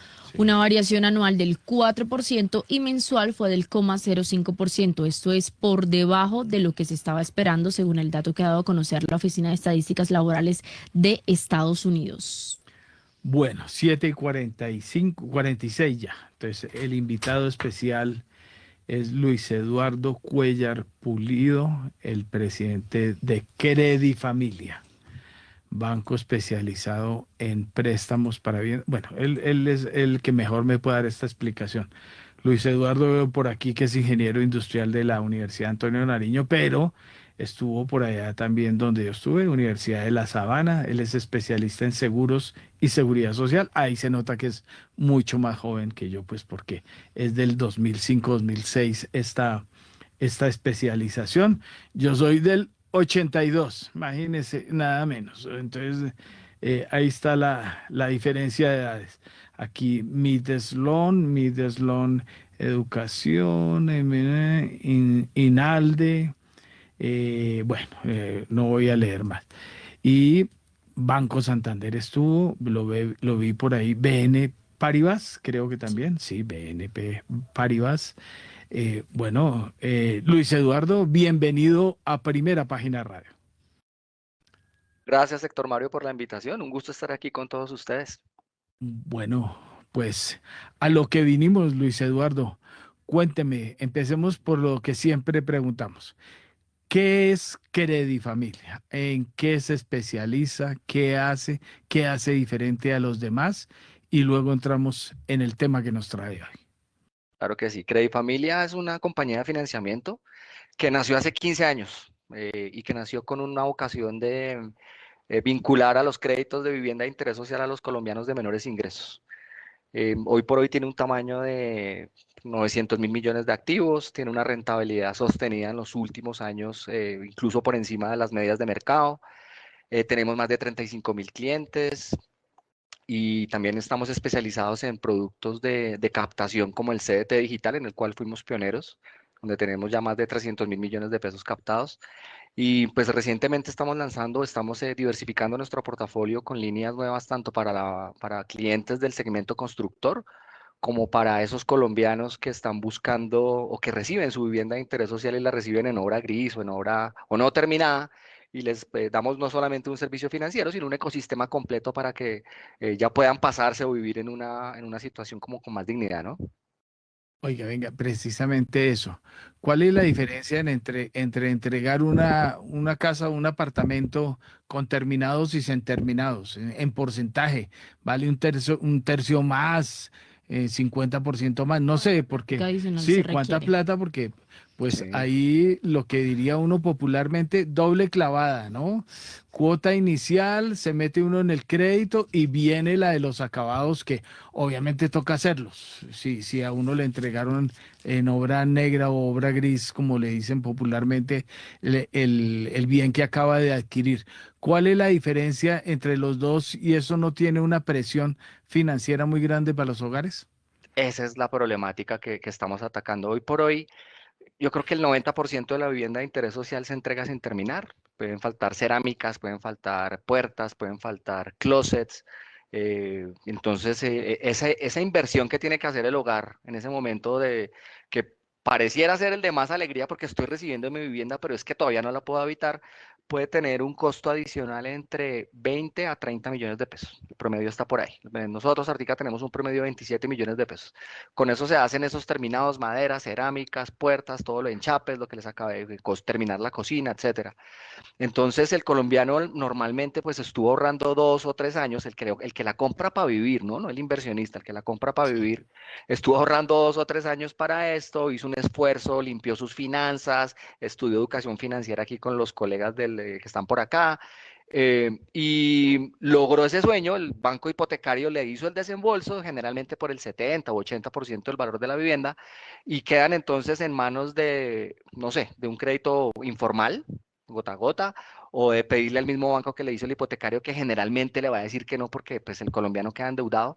Entonces lo que tratamos de hacer aquí en conjunto con el Fondo Nacional de Garantías fue tener una solución que pudiera tomar a ese riesgo adicional que hay cuando el colombiano acaba de tomar un hipotecario a través de un crédito de consumo que no va más allá de 5 años, que le soluciona este ticket que te acabo de comentar, Héctor Mario, entre 20 y 30 millones de pesos, pero que el desembolso del crédito no se lo doy en efectivo al hogar, sino se lo giro directamente a una red de remodeladores profesionales con cierta escala industrial que le permiten tener beneficios en costos, beneficios en tiempos. Entonces, como que se soluciona también el tema de que voy y busco al maestro, a mi primo, al vecino para que me ayude con esto, o lo hago yo mismo, sino que lo dejamos en manos de unos expertos que en Colombia hay decenas de empresas de estas. Nosotros trabajamos con 17 de ellos para que la plata no la cojan de liquidez, sino la cojan es para el propósito específico de terminar su vivienda. Oiga,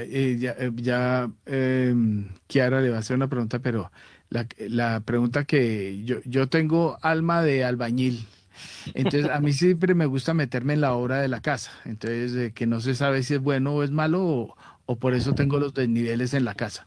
Pero el asunto de ese crédito amarrado a un proveedor no hace más caro el acceso a ese arreglo de la vivienda.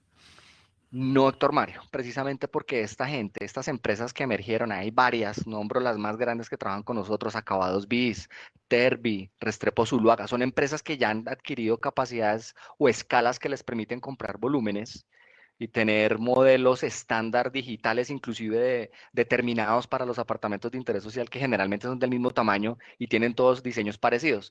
Entonces terminan accediendo a un precio muy de mercado, muy razonable, inclusive menor, pero con calidad diferencial porque son personas o son compañías especializadas en esto. Sin embargo, si el hogar decide hacer el acabado el mismo, también estamos realizando convenios con empresas como Madecentro, como Corona, para poder girarle lo de materiales directamente a esos sitios donde compren. Ojalá con alguna tasa de descuento que estamos tratando de ver con ellos, y el resto pues en efectivo para cubrir los costos de mano de obra en el sitio, ¿no? Pero preferimos que el desembolso se vaya directamente al ecosistema de remodeladores porque garantizamos el propósito específico de la línea de financiación. ¿Y esa es exigencia del Fondo de Garantías o un parámetro de gobernanza de ustedes? Es de vocación nuestra, que no es una piedra, no es una cosa escrita en piedra, pero que sí creemos que que si la gente ve el acabado y el apartamento terminado, vive ahí, lo habita, vemos que el riesgo crediticio también mejora, porque también entendemos que esas personas, esos hogares, la mayoría están endeudados. Entonces tienen que hacer un esfuerzo adicional para pagar 500.000 pesos más de cuota para poder tener en condiciones de habitabilidad su vivienda.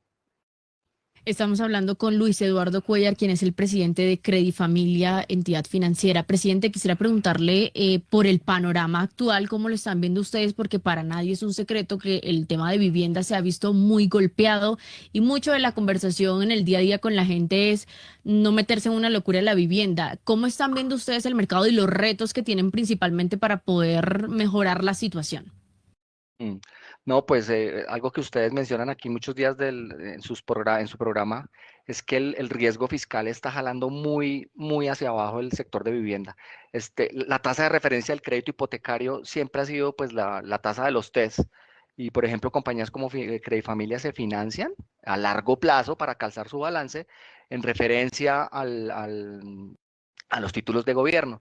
Esas subidas de interés y esa volatilidad que tienen en este momento sus papeles hacen que el crédito hipotecario en Colombia hayan subido. Ya los bancos principales, los bancos más grandes desde diciembre vienen subiendo las tasas de interés de crédito hipotecario y eso ralentiza la actividad. O sea, en adición a que no hay subsidios eso se suspendió, digamos como que el sector de vivienda se adecuó a esa nueva realidad y siguió jalando y el año pasado vimos otra vez crecimientos en ventas de vivienda.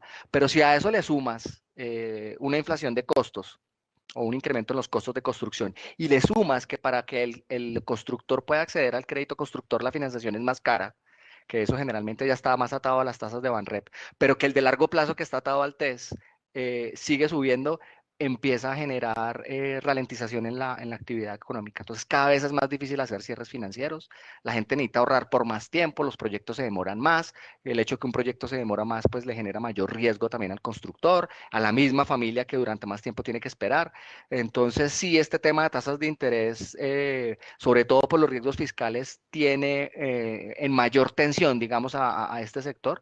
Y pues sí, me adhiero mucho a lo que dicen aquí los analistas económicos y los líderes de bancos, y es, estas tasas altas no le convienen a nadie y menos a la banca. Y no solo las tasas, sino la política del gobierno, ¿no? En cuanto al BIS y demás. Pero pregunta, no siendo cortoplacistas y creyendo que haya cambio de gobierno, como muchos tienen la esperanza, pues gobierno para el otro lado, digamos, uno ve que el sector de oficinas se ralentizó gracias a que la gente se fue a trabajar a la casa, a que ya no es tan atractivo. Uno ve la famosa noticia de Nueva York, que los edificios de oficina se convirtieron en edificios de apartamentos. ¿No hay a mediano plazo una expectativa muy buena para el sector de la vivienda? Sí, yo creo que sí, porque el déficit habitacional en Colombia sigue creciendo. Creo que los últimos datos están por arriba de 3 millones de hogares que no tienen o que no hay oferta para ellos. Entonces, en este periodo en donde se ha disminuido la oferta, en un entorno de tasas más estables o tasas más controladas, seguramente va a haber una muy buena demanda por financiar y por compra de vivienda. O sea, para el futuro, si hay un cambio, como tú lo mencionas, Héctor Mario, seguramente esto va a volver a pujar y podría ser una locomotora o un motor económico para el país la construcción otra vez, como lo fue hace unos años. Por acá más temprano nos habían preguntado que si invertir en apartamento BIS es rentable por estos tiempos en Colombia. ¿Qué le diría usted al oyente? Mira, el tema de BIS por vocación debería, o la mayoría de personas que compran BIS lo compran es para vivir, Ujú. porque armaron un hogar, entonces no es una decisión de rentabilidad. Si es un inversionista, pues yo le digo, compre un CDT con Credifamilia al 12.40, por ejemplo, efectivo anual, que eso es más rentable que tener la plata invertida en un apartamento o de vivienda de interés social hoy por hoy. Pero eso es para el inversionista, pero lo de vivienda de interés social en un 70% es una decisión de vida, es para irme a habitarlo, para llevar mi familia allá y producir mi progreso y mi futuro a través de esa dignidad que da la vivienda, ¿no? Entonces hay que separar ese asunto. Don Camilo, su pregunta. Gracias, Luis Eduardo. Una pregunta desde el punto de vista, digamos, de la estructura del financiamiento en Colombia. Uno de los temas que más ha afectado es el tema de los subsidios y la limitación que existe en este momento presupuestal para poderlos atender. ¿Cuáles son las alternativas para que la vivienda de interés social y interés prioritario no dependan del gobierno y digamos que las clases menos favorecidas puedan tener acceso a la vivienda con total independencia de las promesas electorales? Dios, qué pregunta. Mira, yo te puedo decir algo que es un hecho, y es que desde que los subsidios se eliminaron, los subsidios nacionales, los de mi casa ya, el perfil de la familia colombiana que puede acceder a este tipo de viviendas de interés social subió. Antes uno podía hacer cierres financieros con familias de 1,5 salarios mínimos. Hoy por hoy la familia mínimo tiene que tener 2,5 salarios mínimos para poder tener la opción de ahorrar durante un tiempo y poder comprar. Con eso te estoy diciendo que como que el incentivo del gobierno de tratar de vincular o de incluir más, lo que hizo fue excluir, porque ahora solo compran los demás ingresos y debería ser lo contrario. ¿Cómo se soluciona esto? Yo creo que no soy tan experto en el tema, pero creo que el costo de los suelos y la puja por los suelos es lo que más tiene incidencia en el valor de la vivienda o el valor final de la vivienda. Por eso usted ve esas construcciones verticales de muchas unidades, es para lograr rentabilizar el tema de suelos. Entonces, desde mi punto de vista, si una política de gobierno futura quisiera vincular más, tendría que haber una intervención sobre el tema de suelos para poder acceder a un menor costo a eso y que la gente entonces pueda acceder a comprar vivienda de menor valor o del mismo valor en sitios razonables, ¿no? Porque es que hoy por hoy la vivienda de interés social cada vez es más periférica, ¿no? Entonces se depende de los sistemas masivos de transporte para que la gente pueda llegar de, no sé, de Soacha aquí al centro o al norte o a los sitios de trabajo. Entonces es un tema en el que se vincula no solo el sector privado, sino el sector público para buscar que haya negocio para todo el mundo de manera equilibrada, ¿no? Oiga, ven, dos preguntas para redondear. Primera, ¿de quién es Credifamilia? Y segundo, la pregunta, no, le creí entender, el CDT están pagando 12,4%. Sí, señor, Y que conste que 12,40. esto no es publicidad que le estoy pidiendo retribución. Es que estoy viendo aquí una que saca mis propias finanzas, que me enamoré de ellos, de mis propias finanzas, luego de que me sacaron del MoneyCon. eh, y dice 12,8, les están ganando. 12,8 Ah, efectivo sí, anual. sí, sí, hay entidades incluso al 13%. Yo le digo a la gente, revisen bien Sí, la calificación de la entidad que está detrás, la solidez, sí. la trayectoria, pero siempre va a haber alguien que paga más y que paga menos. Pero lo que no hay que dejar es la plata quieta sin rentabilizar. Bueno, hablando Normal. entonces de calificación de quién es Credifamilia. Bueno, Credifamilia tiene múltiples accionistas. Hay 5 constructoras importantes del país que tienen aproximadamente el 50% del patrimonio.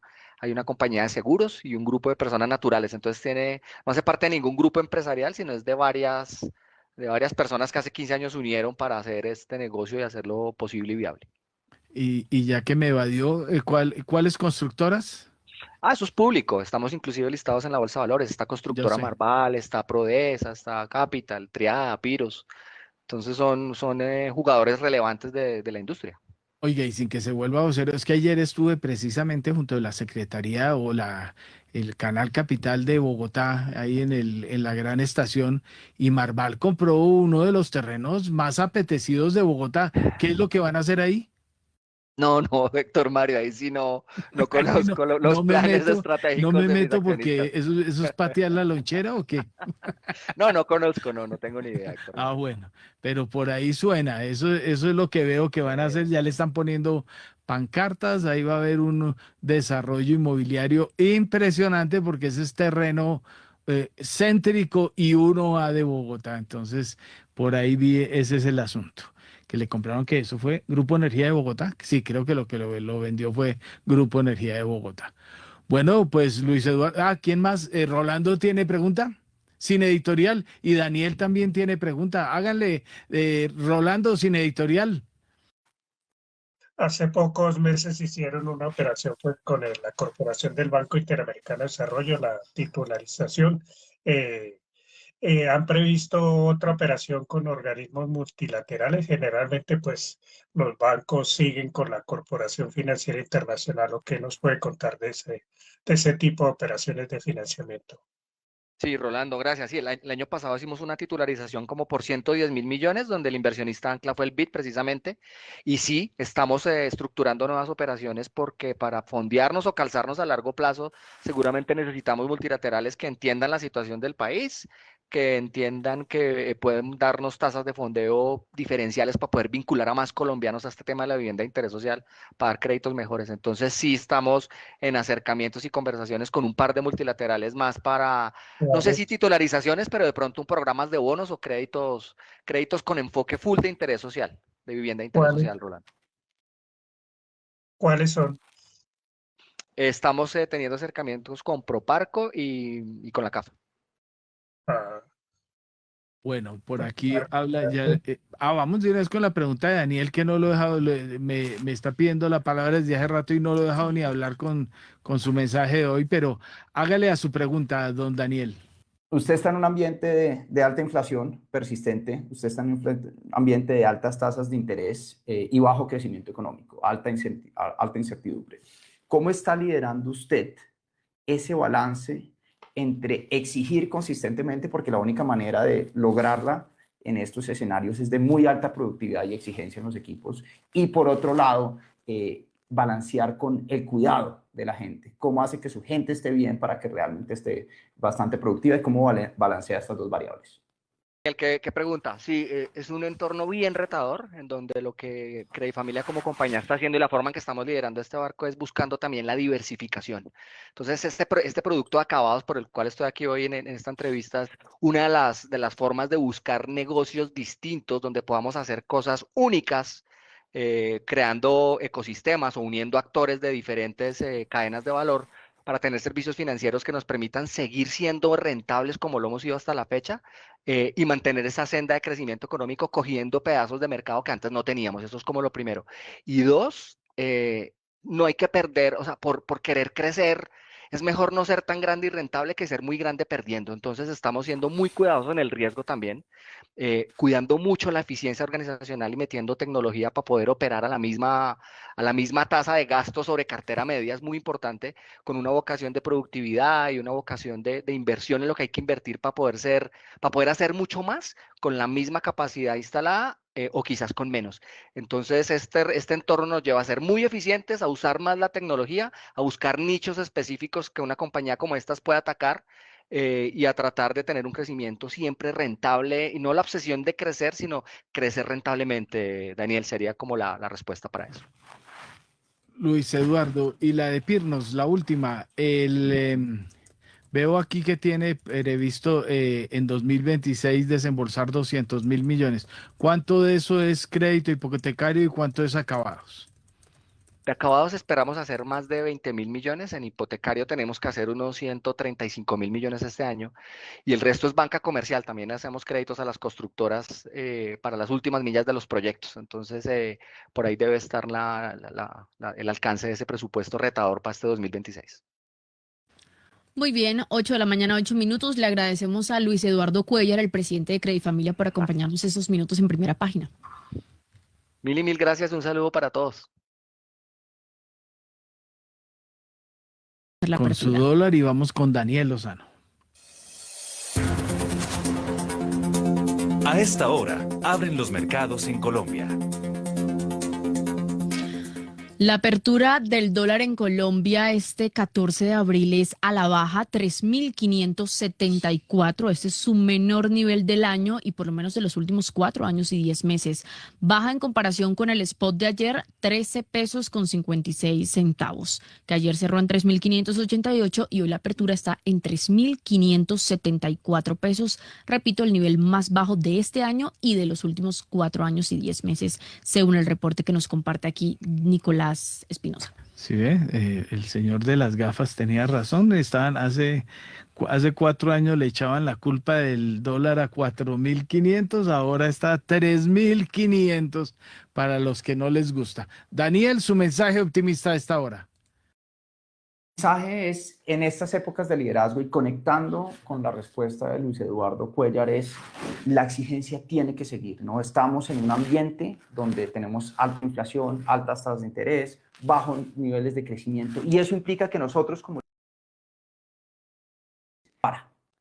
Ahora, lo que no se nos puede olvidar es que para mantener ese nivel de exigencia tenemos que genuinamente cuidar a nuestra gente, preocuparnos por nuestra gente. Uno no puede decir, oiga, somos una cultura y nos estamos moviendo y ágiles y le metemos toda el alma si no cuidamos a nuestra gente. Es decir, el prerequisito para los resultados es el cuidado de nuestra gente, ¿no? Y no es solo pagar un taller o dar algunos beneficios, sino realmente medir lo verdaderamente exigente. No es preguntar si le gustó algo, sino es medir si al día siguiente el líder le preguntó a su equipo cómo están, si están conectados, si se sienten cuidados, ¿sí? El prerequisito para los resultados y lo realmente duro es medir el cuidado, cuidar a nuestra gente. El estándar más alto de liderazgo hoy no es solo cumplir la meta, es cumplir la meta sabiendo con datos que tu gente está cuidada. Cuidar es exigir. Gracias, Daniel, por su mensaje. William Varela, rápidamente, que lo veo desajustado. ¿Qué pasó con la Comisión Interplanetaria según sus escritos, no? Su inteligencia artificial le pega jugaditas, ¿no? La Comisión Interplanetaria.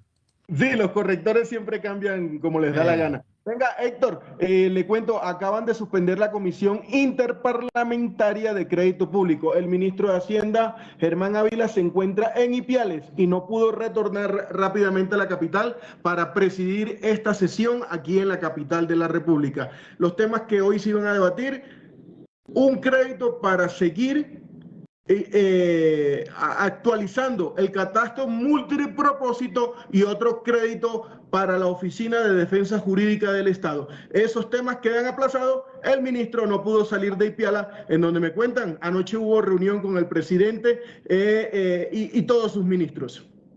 Pues claro, porque hubo Consejo de Ministros. Oiga, Varela, entonces, repítame 2 palabras, interparlamentaria y ¿cuál fue la otra palabra de ahorita? Multipropósito, esas 2 palabritas. La Comisión Interparlamentaria de Crédito Público no se pudo reunir hoy y el catastro multipropósito, que es uno de los temas... Eso, ahora sí. Bueno, Rolando Lozano, su despedida. Bueno, para recordar que la compañía española Atlas y donde también participa Isagen en un proyecto denominado el Campano en el departamento de Córdoba de energía solar, anunciaron para el segundo semestre del 2027 pues la inauguración de este complejo. El complejo acaba de asegurar 350.000 millones de pesos en financiación proveniente de la Financiera de Desarrollo Nacional y también del BVA. Gracias, Rolando, por la información empresarial. A las 8 de la mañana, 13 minutos. Nos vamos agradeciendo a los analistas que nos acompañaron en esta emisión: Andrés Moreno, Camilo Ramírez, Daniel Lozano y a nuestro invitado Luis Eduardo Cuéllar, hoy bajo la dirección de Héctor Mario Rodríguez y la presentación de quien les habla, Kiara Severiche. La cita con Primera Página Radio mañana nuevamente a las 6 de la mañana, pero usted puede seguir conectado con la información económica de Primera Página por el canal Claro 458. Feliz martes para todos.